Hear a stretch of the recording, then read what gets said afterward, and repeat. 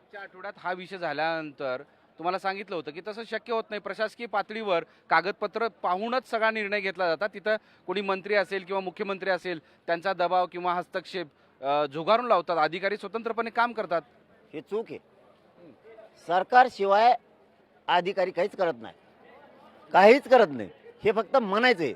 ते तोंडाचाच भात आणि तोंडाचीच कढी म्हणतात का, बोलाचाच भात आणि बोलाचीच कढी. हे असं आहे, हे लोकांना येड्यात काढतात. हा. शिंदेला काय झालंय मराठ्यांविषयी मला कळत नाही. शिंदे याच्या अगोदर हे असं फडणवीस स्वागत होता.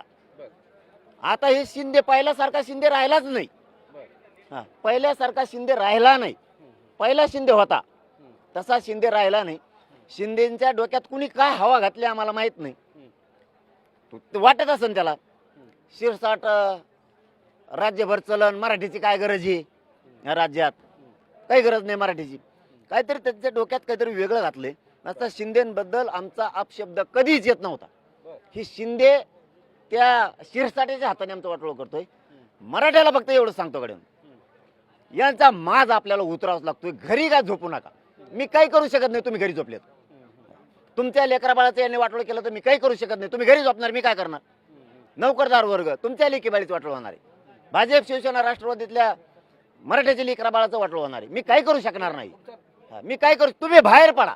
तुमचा थेट आरोप आहे की हे सगळं मंत्री आणि उपमंत्री शिंदे फडणवीस शिवाय दुसरं कोणीच करीत नाही.